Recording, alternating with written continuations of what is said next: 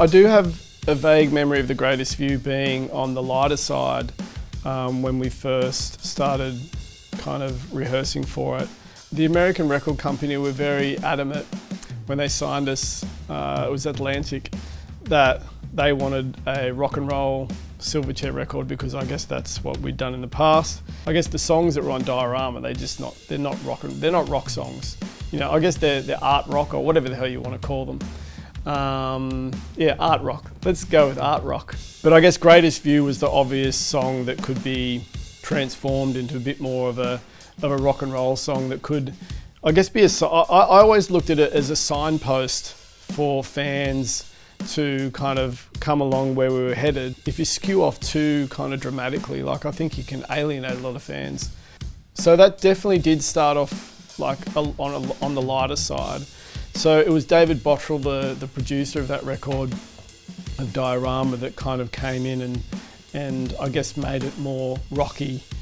And one of the ways we did that, instead of, it initially had like, I guess, a slow, gradual ramp up to the end. It was Dave that suggested that we just, you know, go hell for leather and straight in, bang, bang, let's not muck around. And I guess it was at that moment we were like, yeah, this kind of works like this. And the more we played it, the more you get used to it and the more that you like that new version. And I think, you know, I think it suits it, you know. If The Greatest View was done any other way, I just don't think it would sit very well.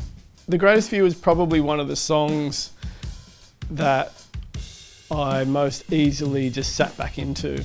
Like, it came back really naturally. I must admit, doing the play-alongs to all the tracks, there was part of me thinking, would I have forgotten all of these, or particularly all the finer details of the drumming, like. But it's amazing how fast it comes back. You know, you do a couple of playthroughs and you're like, oh, that's right, that in that bit I did that, and this.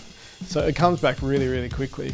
There was an A&R guy from the record company that came across to Australia when we were recording, and there was one moment in the song that there's actually a bar of 5. I think it goes into the second pre-chorus or something. The part that goes da da da da da da da da da. There's a bar of 5 there. He just didn't like it. I think because he couldn't tap his foot to it and it didn't make sense to him. He was just so adamant that he wanted it to be straight, that you could tap your foot right through. And yeah, The Greatest View was, I guess, our way of trying to please the record company to a certain extent, you know, without having, we're still having our integrity.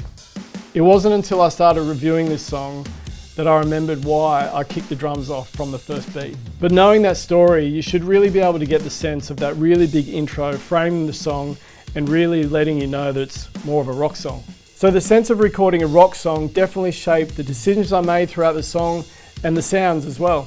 It's a big, steady beat with plenty of cymbals. So keep this in mind when you're listening to the play along and review, because I've really dialed up the drums.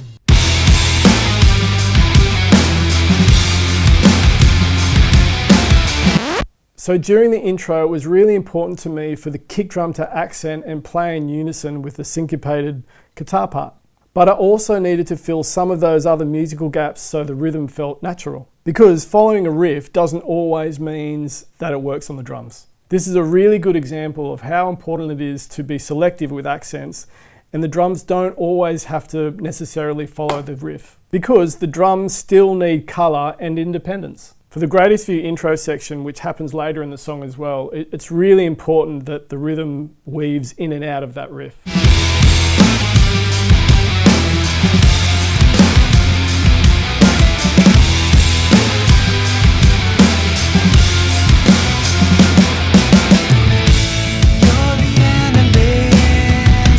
So I was listening to a lot of James Brown when I came up with the Greatest View drum part, and some of that influence definitely crept in here. During the tom section in the first verse, you'll notice the really subtle timekeeping on the 2 and the 4, which a lot of drummers do in funk and jazz. Plus it just sounds cool, and it gives the rhythm a kind of tick-tock, that kind of back and forth sway.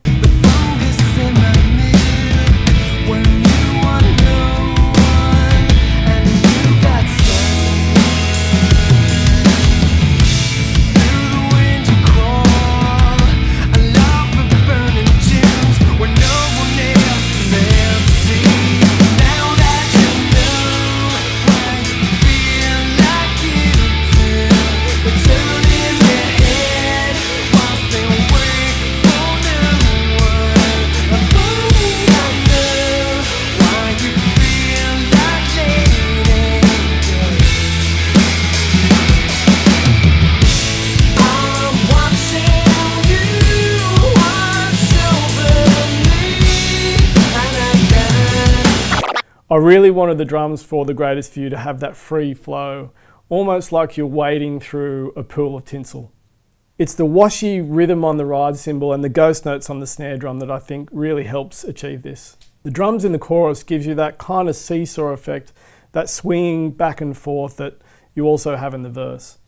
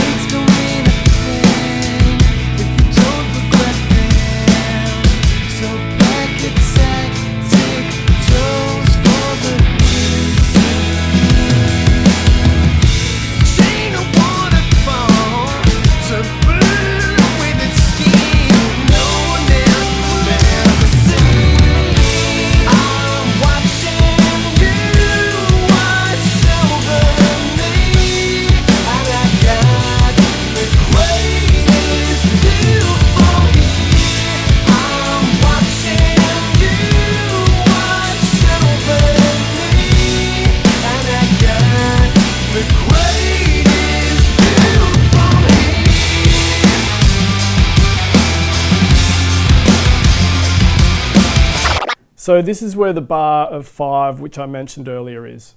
If you'd like to understand how it works, rewind the video a little and find the rhythm and start counting along the 4 beats in the bar. 1, 2, 3, 4. And when I start the drum fill that starts on the floor tom, the da da da da da da da da da da, count 1 to 5. So da da da da da da da da da da da da da, back to 1. Don't focus on the drum part itself, focus on the song as a whole to find the beat. It's not a maths quiz, it's just about feeling the music. So the beat of 5 might sound a bit strange, but you'll see once you try it, it just works.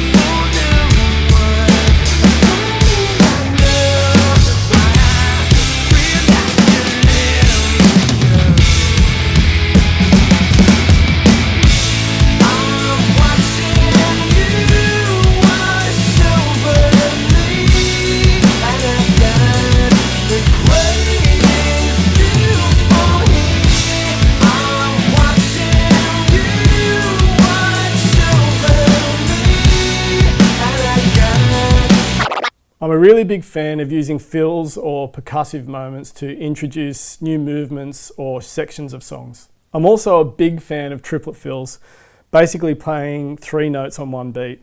It was used by John Bonham a lot. Although the chorus and the overall rhythm in the outro doesn't change, the melody does. I felt it was important to have a fill here, a sweeping triplet fill going around the kit to kind of break up the sections and to guide the listener into the outro of the track.